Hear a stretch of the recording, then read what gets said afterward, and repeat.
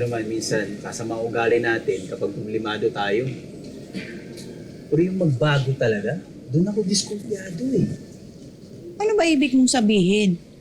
Eh di ba, ikaw na rin nagsabi na baka stress ito si Ma'am Lucy, kaya nagkakaganon?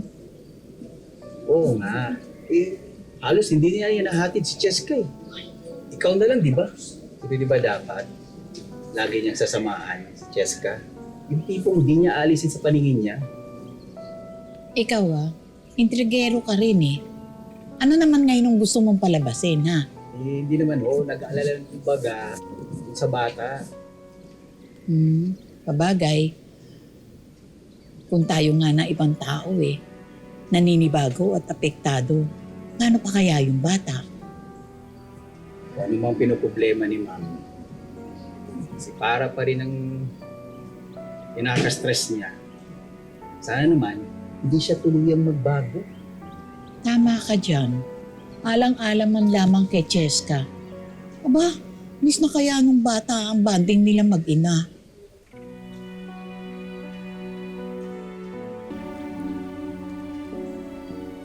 Huwag kang mag-alala, Nay. Ililipat ko rin kayo ng bahay. Eh, bilisan mo na. Eh, kinakabahan kaya ako dito, no? Nakakapangilabot. Namatay kaya si Vince dito? Oo na. Bigyan niyo lang ako ng konting time, okay? Nag-a-adjust pa ako sa bago kong buhay. Akala niyo ba ganun kadali na magkunwaring ako si Lucy? Nakakapraning din kaya, Nay. Natatakot nga ako, baka mahuli nila ako eh. At yung Lucy na yan, apir ng apir! Balik ng balik! Kinakabahan tuloy ako na baka magkausap sila ni Darius. Kailan nga? Bumiwelo pa nga ako hanggang ngayon dahil hindi pa nahuhuli ng mga pulis si Lucy. Abala siya, pati sa paglalambingan namin ni Darius. Umaapir siya. Patuloy nangyayari sa aming dalawa.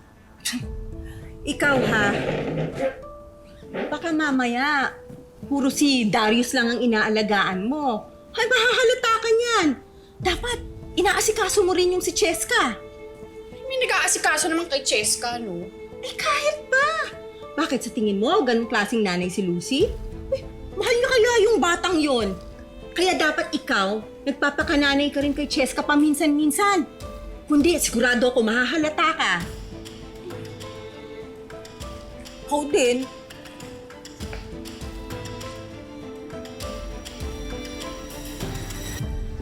Tita Farah, ba't po kayo nandito? Ba't ganyan po yung hair niyo? Just come on, baby. No, please, don't hug me. No, don't hug me. Jessica, makinig ka sa akin. Magpapaliwanag ako. Oh.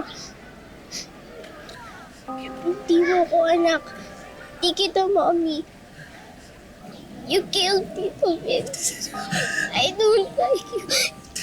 Please, leave me alone. Anak ko, please. Huwag ka magalit sa akin, anak ko. Don't touch me. Hindi mo ko anak. Di kita, Mommy. Kapag hindi ka umalis, tatawagan ko si teacher. Please, umalis ka na.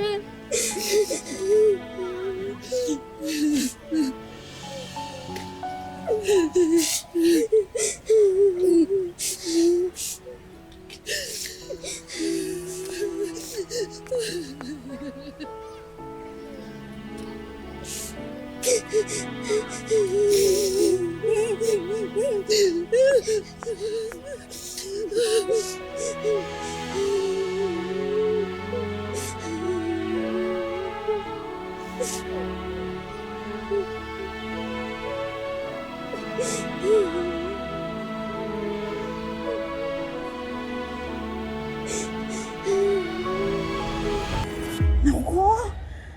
Ma'am! Sagutin mo naman itong telepono. Kanina pa ako. Ano ba to? Ay. Ako. Uy, Isaac! si Ma'am Lucy, ha? O itong araw neto? Alam mo ba kung nasaan? Hindi, bakit? Anong problema? Ano na bang nangyayari? Naku, yung pobreng bata kasi si Cheska, yung na-trauma. Walang tigil sa pag-iyak. Ano bang nangyayari, Manang? Kasi pinuntahan ng baliw na para na yun sa eskwelahan eh. Natural, natakot yung bata. Ayun na trauma, hinahanap ngayon yung nanay niya. Kanina pa ako tumatawag eh. Ayaw naman sagutin. Ring lang ng ring. Ayaw sagutin. Kawawa naman si Cheska. Pero hindi ugali ni Ma'am Lucy yan na hindi sumasagot ng tawag eh. Alam ko. Kaya nga nag-aalala ako eh. Baka mamaya sa kanya naman ang may nangyayari. Tawagan mo. Oh. No naman. Sorry. Akala ko talaga ikaw yung tumatawag sa akin sa kabilang street. Naku, mag-iingat ka baka si Farah yun may bagong modus. Mabuti na lang pinapalitan mo na yung mga lock dito. Ay, hindi ko lang pinapalitan. Pinadagdagan ko lahat. Pinalitan ko ng disuse lahat ng padlock natin. Bibigyan kita ng duplicate.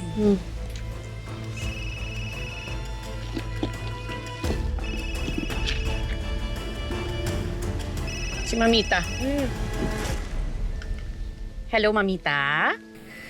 No, Mama, this is Cheska. O, Cheska, bakit? Nasa trabaho ako. I'm so sorry, Mommy. Takot na takot lang po kasi ako kay Tita Wenchi. Pinuntahan niya po ko kanina sa school. Ha? Ano nangyari? Ano sinabi niya sa'yo? She didn't hurt me naman po, but I'm really afraid, Mommy. Buti na lang po pinuntahan ko ni Mamita. Stop crying na. Sige, natahan na. Hindi ka naman pala sinaktan. Mommy, please come home na po. Ay naku, Cheska, ang dami ko pang gagawin dito. Busy ako. Sige na, dyan ka na muna kay Mamita. Safe ka naman dyan, di ba? Sige na, uuwi na ako mamaya, ha?